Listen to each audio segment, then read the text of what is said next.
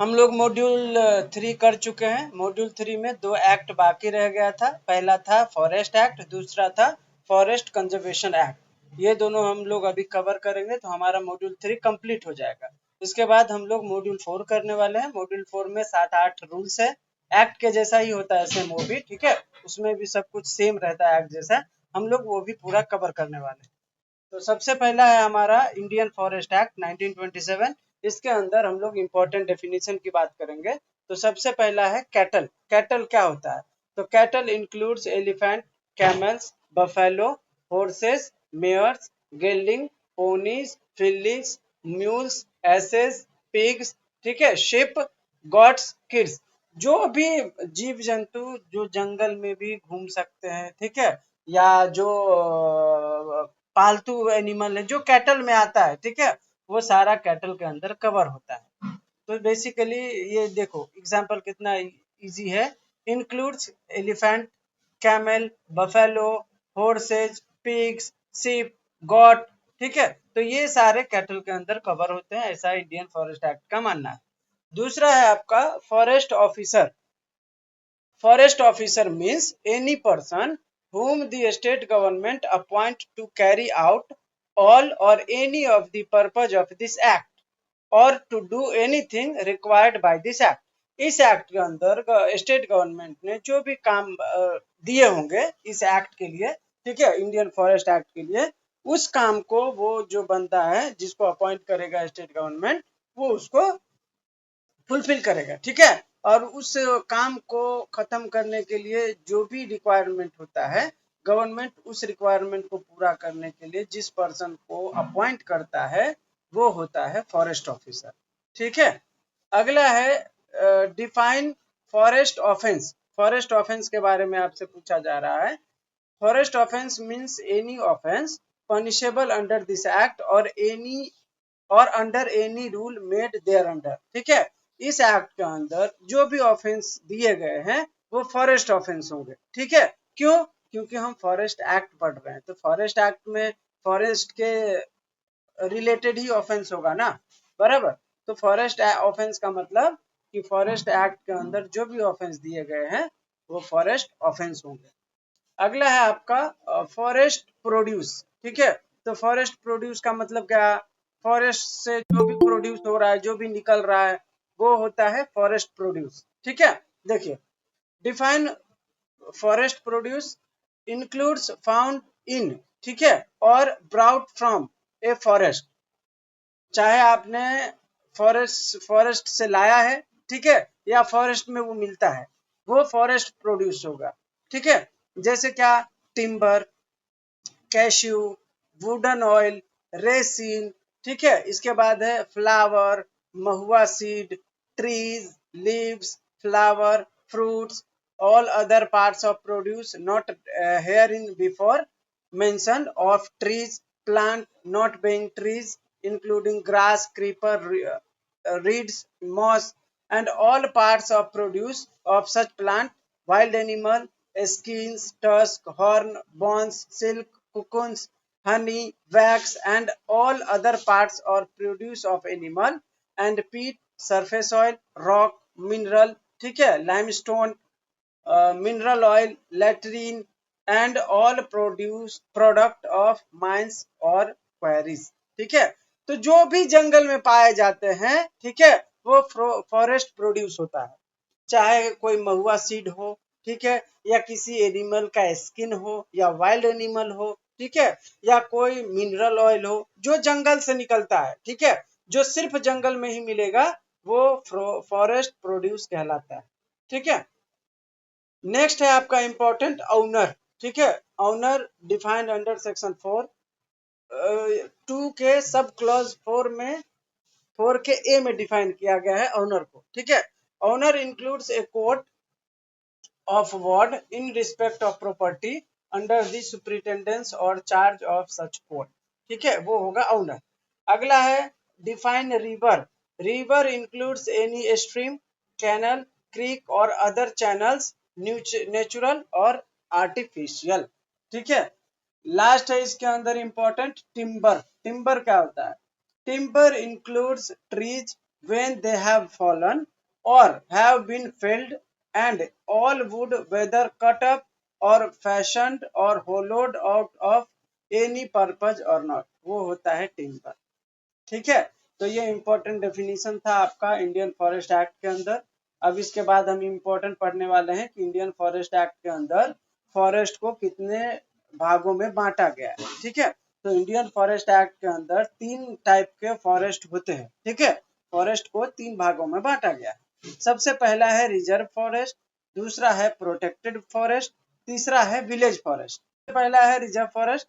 These are government owned and have the most restriction on access and use, requiring government permission for local people to utilize them. Reserve forest जो है वो इस act के अंदर सबसे restricted area माना जाता है। ठीक है, और इसको कोई आम आदमी एक्सेस और यूज नहीं कर सकता। ठीक है, बशर्ते गवर्नमेंट उनको अगर परमिशन देता है तब वो यूटिलाइज कर सकते हैं, अन्यथा नहीं। ठीक है, तो ऐसा फॉरेस्ट रिजर्व फॉरेस्ट होता है। दूसरा है protected forest. These are also government owned but the government can issue rules about their use. ठीक है, allowing for more flexibility than reserve forest. Protected forest जो है ये भी रेस्ट्रिक्टेड ही होता है। ठीक है, लेकिन गवर्नमेंट इसमें कुछ रूल्स के साथ आम आदमी को अलाउ करते हैं। ठीक है, मतलब इसमें थोड़ा फ्लेक्सिबिलिटी ज्यादा है, इसमें ज्यादा रेस्ट्रिक्शन नहीं है। ठीक है, तीसरा है विलेज फॉरेस्ट।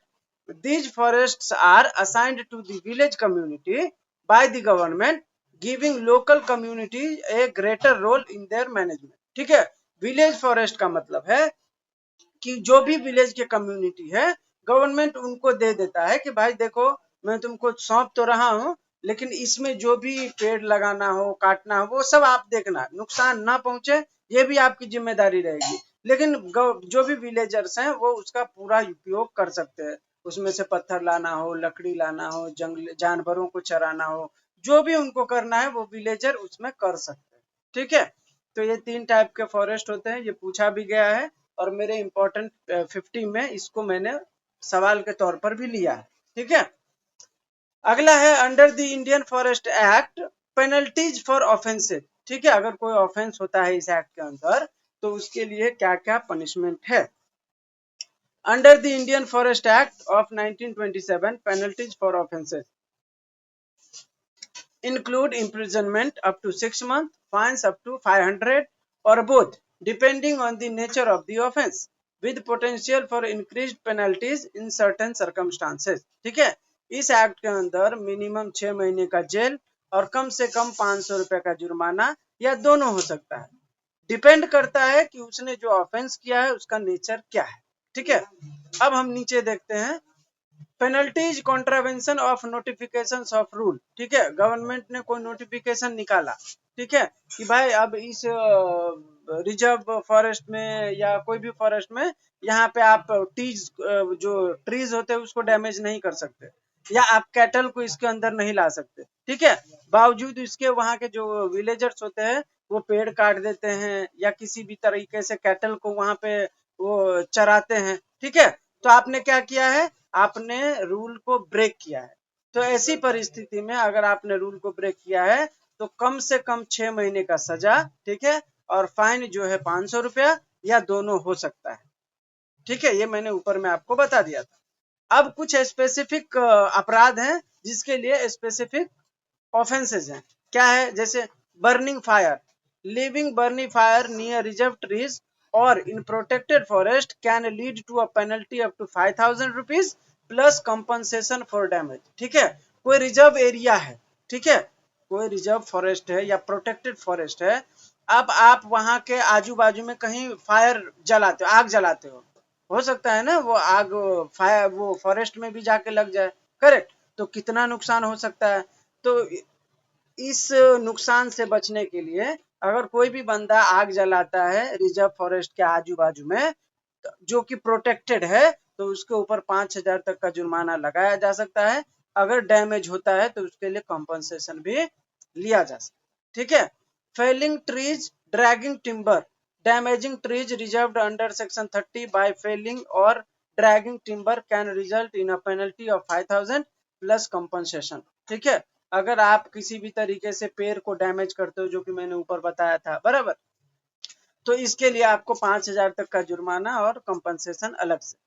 अगला है counterfeiting defacing marks. Counterfeiting और defacing marks on tree and timber और altering boundary mark can lead to penalty. ठीक है, रिजर्व फॉरेस्ट का एक बाउंड्री है, आप उसको मतलब इधर उधर करते हो, ऑल्टर करते हो, ठीक है, या किसी ट्री के ऊपर डिफेसिंग मार्क करते हो, तो कुछ भी अगर ऐसा करते हो तो उसके लिए आपको पेनल्टीज लगाया जा सकता है। नेक्स्ट है breach of rules. Any person contravening a rule under this act for which no special penalty is provide can be punished with imprisonment up to 1 month and a fine up to ₹500 और बोल।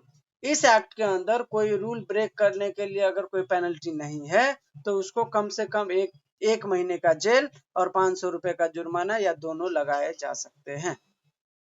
ठीक है, अगला है increase penalty. Sunset to sunrise penalty can be doubled if the offence is committed after sunset and before sunrise. ये देखो, अगर आपने अपराध अगर दिन में किया है तो 1 महीने का जेल, अगर आपने वो अपराध रात को किया है तो 2 महीने का जेल, मतलब डबल हो जाता है। ठीक है, तो सनसेट और सनराइज को याद रखना अंडर फॉरेस्ट एक्ट, बहुत महत्वपूर्ण है ये सवाल। अगला है आपका resistance to authority penalties can be doubled if the offender resist lawful authority. कोई अथॉरिटी आप उसको काम करने से रोक रहे हो या बाधित कर रहे हो तो उसमें भी आपको डबल हो जाएगा पेनल्टी। ठीक है, previous conviction penalties can be double if the offender has been previously convicted of a similar offense। पिछले बार आपको किसी जंगल के जानवर को मारने के जुर्म में या पेड़ काटने के जुर्म में, ठीक है, अगर आपको सजा मिला है और बाद में फिर से आपको उसी अपराध के लिए सजा मिलता है तो फिर इस बार आपको सजा डबल मिलेगा। ठीक है, compensation for damage in addition to the penalty mentioned above the convicting court may also order compensation। ठीक है, तो compensation भी मांगा जा सकता है। suspension of right if fire is caused willfully or by gross negligence in a protected forest, the state government can suspend the exercise of any right of pasture or to forest produce in that forest or any portion thereof। ठीक है, अगर जैसे मान के चलो मैंने आपको बताया था 3 टाइप के फॉरेस्ट होते हैं ना, तो पहला फॉरेस्ट कौन सा था आपका, रिजर्व था जो फुल्ली रेस्ट्रिक्टेड है। दूसरा था प्रोटेक्टेड फॉरेस्ट, तो प्रोटेक्टेड फॉरेस्ट में फ्लेक्सिबिलिटी गवर्नमेंट देता था कि तुम जो है गवर्नमेंट के परमिशन के साथ जो है आप कुछ रूल्स के साथ आप उसका उपयोग कर सकते हो। अगर ऐसी परिस्थिति में आपको उपयोग करने का दिया है और आप वहां पे आग वाग जलाते हो तो आपके वो उपयोग करने का अधिकार भी खत्म कर दिया जाएगा। ठीक है, यही होता है suspension of rights. Under the Indian Forest Act of 1927 procedure include, सबसे पहला है investigation. Inquiry into offences, seizure, arrest and prosecution are generally done as per the CrPC. ठीक है, मतलब कोई भी बंदा अगर आग जलाते पाया गया तो ऐसा तो है नहीं कि उसको पकड़ो और सजा दे दो, बराबर, पहले इन्वेस्टिगेशन किया जाएगा कि उसने जलाया था किसी और ने जलाया था, बराबर। तो पहला प्रोसीजर है इन्वेस्टिगेशन का। इन्वेस्टिगेशन किस आधार पर होगा, तो क्रिमिनल प्रोसीजर कोड के आधार पर होगा, जिसका अभी नया नाम भारतीय नागरिक सुरक्षा संहिता है। ठीक है, दूसरा है अरेस्ट। ठीक है, इन्वेस्टिगेशन के बाद अगर पाया जाता है कि इसी बंदे ने वो अपराध किए हैं तो उसको जो है अरेस्ट किया जा सकता है। अरेस्ट कौन करेगा, forest officer can arrest without warrant in cases. ठीक है, अगर कोई भी इन्वेस्टिगेशन हुआ है, इन्वेस्टिगेशन भी वो अथॉरिटी ही करता है, उसके लिए अलग से कोई पुलिस नहीं आता, याद रखना, वो जो इन्वेस्टिगेशन होता है वो अथॉरिटी ही करते हैं। ठीक है, फॉरेस्ट अथॉरिटी, और उसके आधार पर अरेस्ट भी वही करते हैं। ठीक है, अब जो भी बंदा है अगर बॉन्ड पे रिलीज होने का उसमें प्रावधान है, जो भी अपराध उसने किया है तो उसको बॉन्ड पे भी रिलीज किया जा सकता है। अगला है preventing offences. Forest officer have the power to prevent the commission of offences. ठीक है, जो भी फॉरेस्ट ऑफिसर है वो अपराध को रोकने का काम वहां पे जो है करेंगे।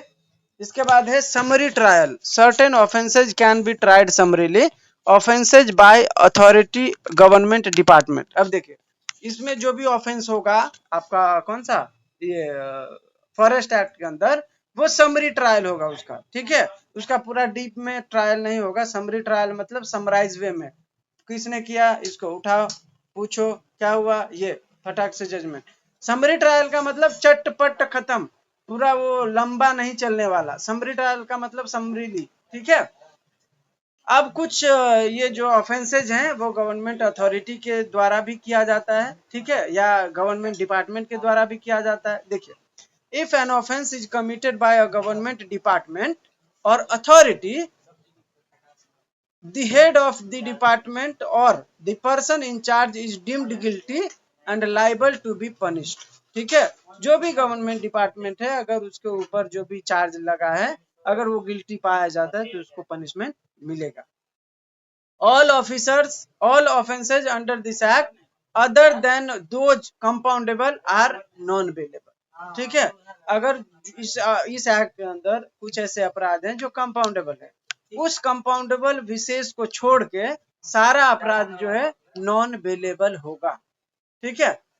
Indemnity for act done in good faith, ठीक है। नो सूट प्रोसिक्यूशन और other legal proceeding shall lie against the state government or any public servant for anything which is in good faith done, ठीक है, or intended to be done in pursuance of this act rules order made thereunder। ये बोल रहा है कि कोई भी government department है या पब्लिक सर्वेंट है अगर उसने गुड फेथ में काम किया है और तब कोई अपराध हुआ है गलती से तो वो जो है माफी योग्य है, ठीक है। उसके लिए फिर कोई प्रोसिक्यूशन नहीं होगा उसके ऊपर। अब हमारा दूसरा एक्ट है फॉरेस्ट कंजर्वेशन एक्ट 1980, ठीक है। अब हम इसके कुछ इंपॉर्टेंट, इस एक्ट में आपको बता दूं टोटल 4 ही सेक्शन है, ठीक है, और एक ही पेज में ये पूरा एक्ट खत्म है तो इसको पढ़ने की जरूरत है नहीं, लेकिन इंपॉर्टेंट कुछ कुछ टॉपिक है उसके अंदर तो हम लोग वो कवर करने वाले हैं, ठीक है। Indian forest conservation act 1980 important की पॉइंट। अब देखिए फॉरेस्ट कंजर्वेशन एक्ट 1980 इंपॉर्टेंट की पॉइंट क्या क्या है इसके अंदर। The forest conservation act 1980 a key piece of Indian legislation primarily restrict the diversion of forest land for non-forest purpose, requiring prior approval for the central government and ensuring forest conservation. अब इस act के अंदर कुछ salient features हैं उसके बारे में हम लोग बात करेंगे। सबसे पहला है central government approval. The act mandates that any state government और authority seeking to use forest land for non forest purpose must obtain prior approval from the central government, ठीक है। कोई भी स्टेट गवर्नमेंट या अथॉरिटी अगर उसको forest land को use करना है, ठीक है, फॉर नॉन फॉरेस्ट पर्पज, ठीक है, तो उसको सबसे पहले सेंट्रल गवर्नमेंट से अप्रूवल लेना होगा। दूसरा restriction on D reservation. The act restricts the de-reservation of forest or the use of forest land for non-forest purposes without the prior approval of central government, ये तो हमने पढ़ा था। दूसरा है focus on forest conservation. The act aims to conserve forest and prevent their degradation ensuring the sustainable use of forest resources। तो इस act का पर्पज क्या था बनाने का, एम क्या था, तो कंजर्व फॉरेस्ट, ठीक है, और prevent degradation and ensuring the sustainable use of forest resources। अब इस एक्ट के अंदर पेनल्टीज क्या है। Penalties for violation. The act provides for penalties for contravention of its provision including imprisonment. अगर कोई इस एक्ट के तहत बनाए गए रूल्स को कॉन्ट्रावीन करता है, ठीक है, तो उसके लिए इम्प्रिजनमेंट का भी प्रावधान किया गया है। इस एक्ट में कितना प्रावधान किया गया इसका कहीं जिक्र नहीं है, ठीक है, मैंने आपको पीडीएफ भेज दिया है, देख लेना। अगला है advisory committee. The act allows for the establishment of an advisory committee to advise the central government on matter related to forest conservation, ठीक है। अगला है national asset. The act treats forest as national asset, emphasizing the importance of their protection and conservation.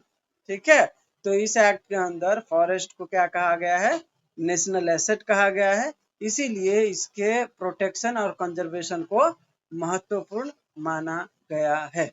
ठीक है, अगला है आपका consultation with stake holders.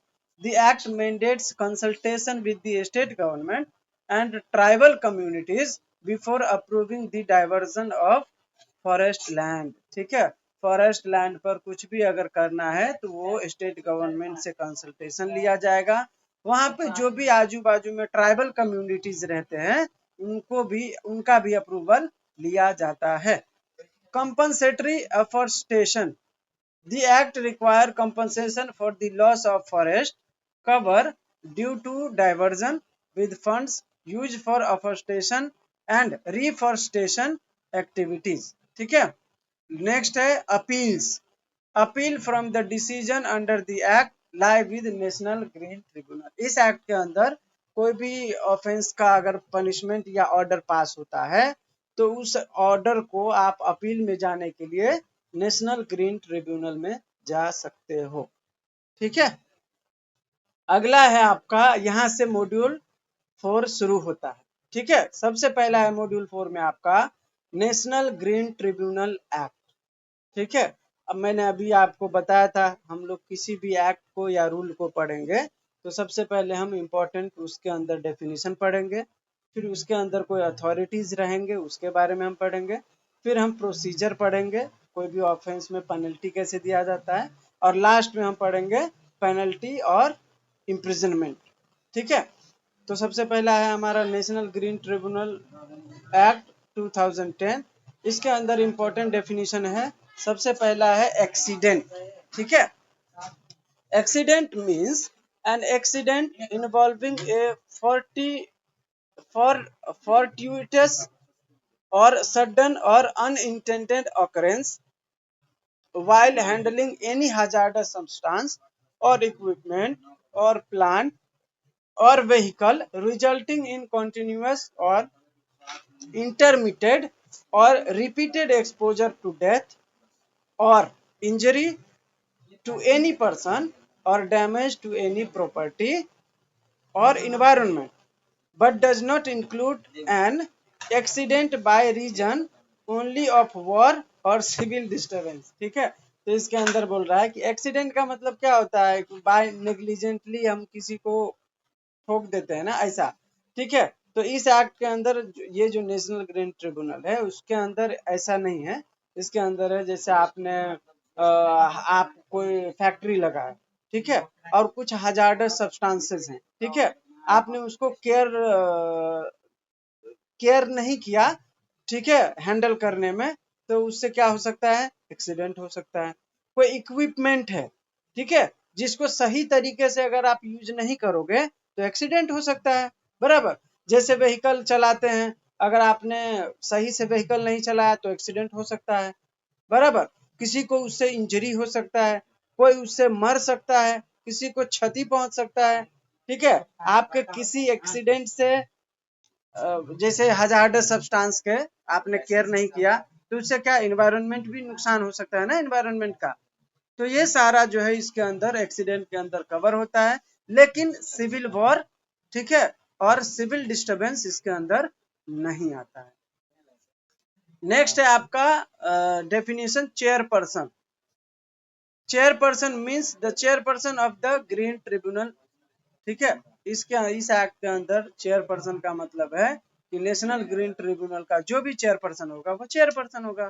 ठीक है, अगला है environment, includes water, air and land and the interrelationship which exists among the water, air and land, human being, other living creature, plant and microorganism and any other property। मैंने आपको बताया था जब हम लोग शुरू में पढ़े थे, तो इन्वायरमेंट का मतलब क्या है, हमारे चारों ओर जो भी है वो इन्वायरमेंट के अंदर कवर होता है। ठीक है, मैं हूँ, हवा है, पानी है, हमने इन्वायरमेंट के 4 स्रोत के बारे में भी पढ़ा था, क्या क्या था, बायोस्फीयर, कैस्फीयर, कितना 4-5 था ना, वो पढ़े थे, बराबर। तो ये सारा एनवायरनमेंट के अंदर कवर होता है। वाटर है, एयर है, लैंड है, जीव जंतु है, पेड़ पौधे हैं, इंसान है, ठीक है, वो सारा एनवायरनमेंट के अंदर कवर होता है। अगला है आपका expert member. Define expert member. Expert member means a member of the tribunal who is appointed as such and holds qualification specified in subsection 2 of section 5 and is not a judicial member। ठीक है, तो expert member जो है होता है, ठीक है, वो ट्रिब्यूनल के अंदर जो भी मेंबर होते हैं उसके उसमें एक मेंबर जो होता है वो एक्सपर्ट मेंबर होता है। ठीक है, इसको जो अपॉइंटमेंट होता है इसका, वो भी सेंट्रल गवर्नमेंट के द्वारा होता है। ठीक है, और इसके क्वालिफिकेशन के बारे में सब सेक्शन 2 सेक्शन 5 में दिया गया है। ठीक है, अगर आप लोगों को डिटेल में चाहिए रहेगा तो आप लोग पढ़ लेना जाके, लेकिन एक्सपर्ट मेंबर आपसे पूछा नहीं जाएगा, इतना तो याद ही रखो। इतने सारे एक्ट है आपके इस इन्वायरमेंट एक्ट के अंदर, कम से कम 20 एक्ट है। किस किस एक्ट से डेफिनेशन पूछेगा? 10 तो डेफिनेशन पूछना है उसको, समझे? तो इतना नहीं पूछेगा, लेकिन फिर भी समझ के रखो कि क्या हो सकता है। अगला है आपका सेक्शन 2 का subsection E. Define handling in relation to any hazardous substance means the manufacture, processing, treatment, packaging, storage, transportation, collection, destruction, conversion, offering for sale। ठीक है, ये सब हैंडलिंग में आता है। ठीक है, पैकेजिंग करते हो, स्टोरेज करते हो, ट्रांसपोर्टेशन करते हो, ठीक है, तो ये सब जो है हैंडलिंग के अंदर कवर होता है। अगला है hazardous substances. Hazardous substances means any substance or preparation which is defined as hazardous substance in the Environment Protection Act।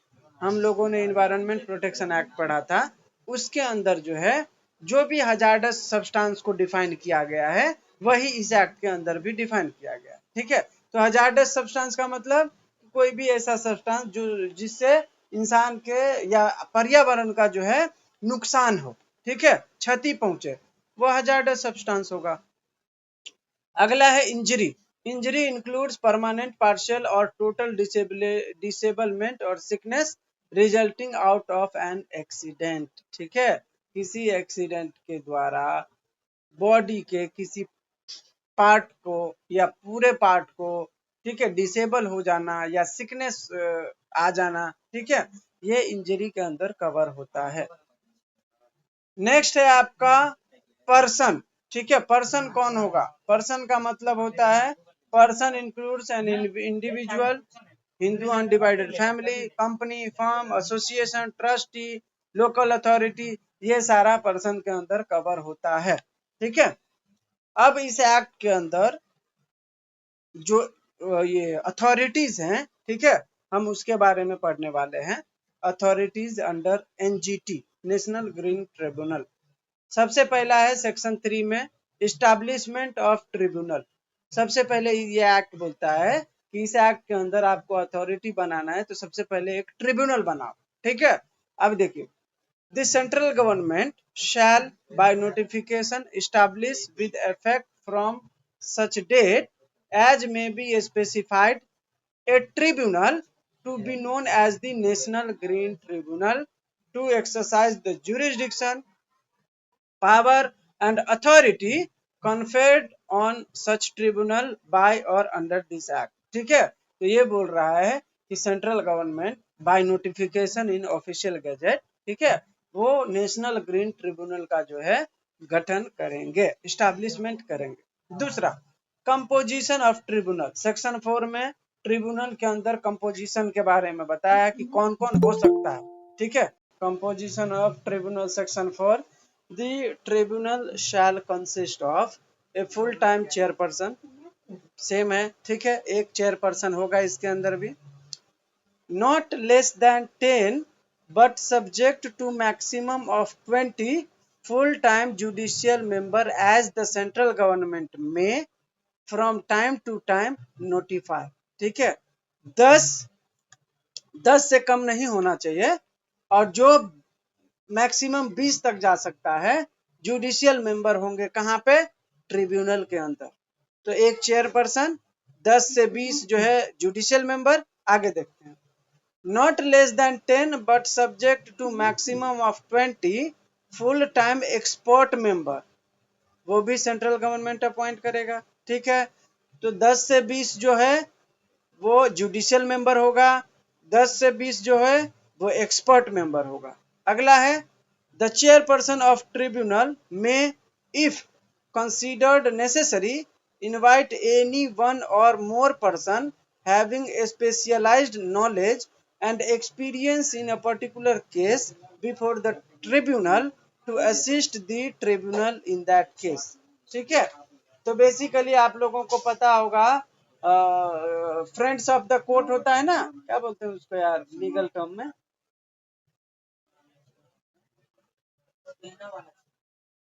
मुझे अभी याद नहीं है। तो सुप्रीम कोर्ट या हाई कोर्ट को लगता है ना किसी मैटर में कि यहाँ पे मुझे किसी एडवोकेट का हेल्प चाहिए, ठीक है, क्योंकि मैं नहीं जा सकता हूँ पर्टिकुलर मैटर में बाहर, तो वो फ्रेंड ऑफ द कोर्ट उसको, मैं रुक जा, हाँ लीगल टर्म है, बहुत बढ़िया है, मैं भी रिकॉल नहीं कर पा रहा हूँ। हाँ, एमिकस क्यूरे, एमिकस क्यूरे बोलते हैं उसको। ठीक है, तो एमिकस क्यूरे जो होता है कोर्ट अपॉइंट करता है ताकि वो उनको हेल्प करे। तो यहाँ पे भी यही बोल रहा है कि ये जो से ये है ट्रिब्यूनल, अगर उनको लगता है ट्रिब्यूनल के चेयरपर्सन को, ठीक है, कि एक या एक से अधिक स्पेशलाइज्ड नॉलेज पर्सन किसी पर्टिकुलर केस के लिए अगर उनको अपॉइंट करना है तो वो कर सकते हैं। ठीक है, तो ये वही एमिकस क्यूरे टाइप का हो गया उस पर्टिकुलर केस में हेल्प करने के। ठीक है, अगला है, the central government may by notification specify the ordinary place और place of sitting of the tribunal. ठीक है, तो अब तो ट्रिब्यूनल के बारे में बता रहा है, लेकिन कंसिस्ट ऑफ मेंबर कितना हो गया, याद रखना, सबसे पहले एक चेयरपर्सन होगा, 10 से 20 जुडिशियल मेंबर और 10 से 20 एक्सपर्ट मेंबर। बस ये आपको याद रखना है, बस इतना ही। ठीक है, बाकी ये जो चेयरपर्सन को अगर किसी केस में लगता है किसी एक बंदे को रखना है तो वो उनका मैटर है, ये कंपलसरी नहीं है। ठीक है, ये इनको बताया है कि अगर उनको नेसेसरी है कि मुझे किसी को इनवाइट करना है किसी पर्टिकुलर केस में असिस्ट करने के लिए तो वो रख सकते हैं, बाकी इनका कोई कॉन्स्टिट्यूशनल वो नहीं है। ठीक है, तो ये याद रखना, एक ये, और इधर 10 कम से कम जुडिशियल मेंबर और 10 कम से कम एक्सपर्ट मेंबर। ठीक है, तो टोटल कुल मिला के 21 मेंबर हो गया मेरे हिसाब से। ठीक है, इसके बाद बोल रहा है कि सेंट्रल गवर्नमेंट जो है with the consultation of chairperson वो ट्रिब्यूनल का जो है गठन कर सकते हैं, और ट्रिब्यूनल कहाँ कहाँ होगा इसके बारे में भी ये जो है आपका ये क्या बोलते हैं सेंट्रल गवर्नमेंट तय करता है। तो ये याद रखना, नेशनल ग्रीन ट्रिब्यूनल के अंदर सेंट्रल गवर्नमेंट जो है इस बोर्ड का जो है गठन करते हैं ट्रिब्यूनल का। ठीक है, procedure and power of tribunal, tribunal गठन हो गया। ठीक है, सेंट्रल गवर्नमेंट ने चेयरपर्सन के साथ मिलके सब कर लिया। ठीक है, अब उसके अंदर जो भी मेंबर्स हैं उनके पावर क्या होंगे। ठीक है, तो सबसे पहला है, the tribunal shall not be bound by the procedure laid down by the CPC, ठीक है, but shall be guided by the principle of natural justice. National green tribunal के अंदर जो भी ट्रिब्यूनल है उनको सीपीसी को फॉलो करना जरूरी नहीं है।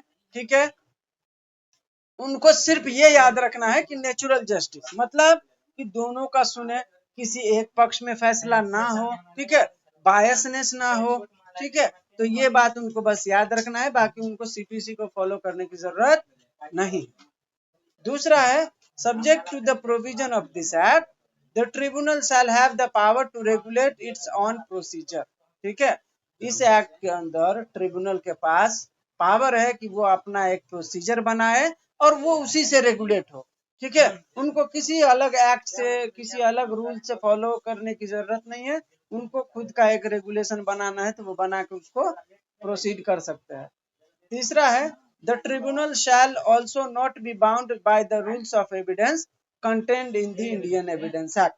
ये बोलता है कि ट्रिब्यूनल को इंडियन एविडेंस एक्ट के तहत एविडेंस के लिए भी कोई हार्ड एंड फास्ट रूल नहीं है कि वो एविडेंस एक्ट के तहत ही एविडेंस ले, नहीं, उनको जिस हिसाब का एविडेंस चाहिए वो ले सकते हैं। वो भले ही एविडेंस एक्ट में एविडेंस हो या ना हो, वो बाउंड नहीं है। ठीक है, नेक्स्ट है the tribunal shall have for the purpose of discharging its function under this act the same power are vested in civil court under CPC. ये बोल रहा है सीपीसी के अंदर जो भी सिविल कोर्ट के पास पावर हैं, वो सारे पावर ट्रिब्यूनल को इस एक्ट के अंदर दिए गए हैं। ठीक है, जिससे वो अपना फंक्शंस डिस्चार्ज करेंगे। नेक्स्ट है while trying a suit in respect of the following matter, summoning and enforcing the attendance of any person and in examining on oath, requiring the discovery and production। ये CPC का बता रहा है, किसके लिए? Civil court का, तो ये अपने को नहीं पढ़ना है। ठीक है, अगला है penalty for failure to comply with order of tribunal. Tribunal ने कोई ऑर्डर पास किया और आपने उसको कंप्लाई नहीं किया, तो आपको पनिशमेंट तो मिलेगा ना, तो वो हो जाता है ऑफेंसेस और उसके लिए पनिशमेंट प्रिस्क्राइब किया गया है। सबसे पहला है whoever fails to comply with any order or award or decision of the tribunal under this act, he shall be punishable with imprisonment for a term which may extend to 3 years or with fine which may extend to 10 crore, oh my god, or with both, and in case the failure or contravention continues, with additional fine which may extend to 25,000 rupees every day during which such failure or contravention continues। oh my god, देखो इसके अंदर जो भी tribunal ने order pass किया है, सामने वाले को उसको फॉलो करना होगा। अगर वो सामने वाला उस ऑर्डर को कंप्लाई नहीं करता है, उस डिसीजन को नहीं मानता है, तो उसके लिए कम से कम मैक्सिमम 3 साल तक का जेल है और 10 करोड़ तक का जुर्माना जो है लगाया जा सकता है। अगर वो बंदा उस ऑर्डर को नहीं मानने के लिए कंटिन्यू है, ठीक है, उनको जो ऑर्डर पास किया गया था वो उसके कॉन्ट्रावेंशन में कंटिन्यूइंग काम कर रहा है, ठीक है, तो उसके लिए फिर 25,000 रुपए पर डे फाइन लगाया जा सकता है। ठीक है, तो ये हो गया इनके पनिशमेंट। अब इसके आगे दिया हुआ है, ये हो गया provided that in a case a company fails to comply with any order or award or decision of the tribunal under this act, such company shall be punishable with fine which may extend to 25 crore, and in case the failure or contravention continues, with additional fine which may extend to 1 lakh rupees for every day। ठीक है, अगर कोई company tribunal के order को नहीं मानता है तो 25 करोड़ तो उनका लगेगा ही लगेगा। ठीक है, अगर वो कंटिन्यू होता है तो आम आदमी के लिए कितना था? 25,000 पर डे, इनके लिए कितना हो जाएगा? 1 लाख रुपीज पर डे। ठीक है, अभी देखिए अगला है offences by the company. Offence company क्या क्या ऑफेंस कर सकता है?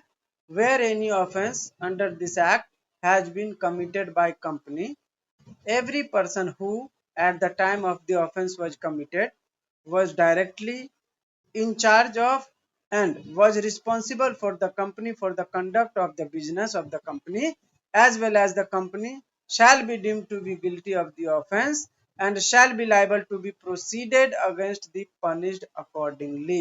ठीक है, कोई भी कंपनी या उसके जो भी कर्ता धर्ता हैं, प्रीमाइसेज के ओनर जो हैं, उसके ऊपर अगर कोई मतलब कंपनी के ऊपर कोई ऐसा ऑफेंस ये होता है, ठीक है, अगर उसके लिए वो गिल्टी पाए जाते हैं तो फिर उनको भी पनिशमेंट दिया जाएगा। ठीक है, इसके बाद है offences by the government section 28, where any department of the government fails to comply with any order or award or decision of the tribunal, ठीक है, under this act the head of department shall be deemed to be guilty, ठीक है। इस act के अंदर अगर government department भी अगर ट्रिब्यूनल के ऑर्डर को कंप्लाई नहीं करता है तो वो भी गिल्टी पाए जाएंगे और उनके ऊपर भी पनिशमेंट अप्लाई होगा, ठीक है। इसके बाद अगला है आपका wild life protection act. Wild life protection act के अंदर हम इंपॉर्टेंट डेफिनेशन पहले देखेंगे, ठीक है। तो इंपॉर्टेंट डेफिनेशन में सबसे पहला है एनिमल क्या होगा। Animal includes amphibious, birds, mammals, reptiles and other and their young, and also includes in the cases of birds and reptiles their eggs, ठीक है। तो ये एनिमल के अंदर मतलब एनिमल, बर्ड्स के एग्स, वो जो भी है वो सारे उसके अंदर कवर होते हैं, ठीक है। अगला है आपका एनिमल आर्टिकल।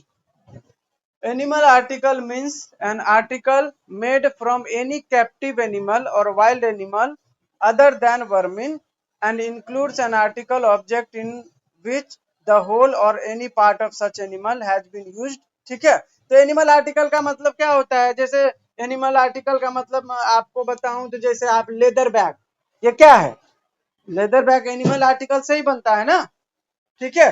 जैसे आपने देखा होगा कि हाथी के दांत का भी इस्तेमाल किया जाता है, कभी कभी आपने देखा होगा वो जो बाघ होता है ना, टाइगर, उसके चमड़े का भी वो बनाया जाता है। तो लोग बड़े बड़े आदमी अपने घर में लगाते हैं, राजे रजवाड़े, ठीक है। तो जो भी एनिमल से रिलेटेड होता है प्रोडक्ट, वो एनिमल आर्टिकल कहलाता है, ठीक है। इसके बाद अगला है आपका board. Board means state board for wild life constitution. Wild life protection act के अंदर जो भी बोर्ड है वो बोर्ड माना जाता है, ठीक है। इसके बाद है आपका अगला कैप्टिव एनिमल। कैप्टिव एनिमल में बहुत सारा एनिमल आता है, देखिए। Captive animal means any animal specified in section 11, ठीक है, शेड्यूल 1 एंड 2। अब कौन कौन सा कैप्टिव एनिमल के अंदर आता है, तो सबसे पहला है mammals, Assamese macaque, Bengal Hanuman langur, large Indian civet, Indian fox, ठीक है। जितने मतलब वो होता है ना, कौन सा जो ऐसा एनिमल जो हमारे भारत में बहुत कम हो गया है, ठीक है, जो रेयर है, बहुत कम मिलता है, उसकी आबादी इतनी कम हो गई है कि अब हमें उसको प्रोटेक्शन देना पड़ रहा है, ठीक है। तो वैसे सारे एनिमल कैप्टिव एनिमल होते हैं, ये याद रखना। जैसे देखो कश्मीर फॉक्स पहले बहुत था, अब नहीं है। कोबरा, ये आपका क्या बोलते हैं, ईगल, फाल्कन, बुलबुल, ये देखो आगे क्या बोलते हैं, अगले आगे है आपका ये क्या बोलते हैं, एरमीन, क्रैप्ड लंगूर, लार्ज इंडियन सिपेट, बंगाल हनुमान लंगूर, डिजर्ट फॉक्स, मार्टेंस, मार्मोट्स, ये सब नाम भी नहीं सुना होगा हम लोगों ने। ये सब जीव हमारे यहाँ पहले बहुत थे, ठीक है। धीरे धीरे इनका वो खात्मा होते गया और अभी इतना कम हो गया है कि हमें इनको प्रोटेक्शन देना पड़ता है, ठीक है। तो 1 और 2 में सबसे रेयरेस्ट ऑफ रेयर एनिमल को जो है रखा गया है, और ऐसे एनिमल को अगर आप हंट करते हो तो आपको आजीवन कारावास तक हो सकता है, ठीक है। इतना हार्श पनिशमेंट दिया गया है, क्यों, क्योंकि ऐसे एनिमल को संरक्षण देना पड़ेगा ना, क्योंकि है ही नहीं अब अगर हमारे यहाँ पे नहीं रहेगा वो, ठीक है, लोग ऐसे ही मार देंगे तो फिर बचेगा ही नहीं वो, ऐसा। तो ये आपका कैप्टिव एनिमल हो गया।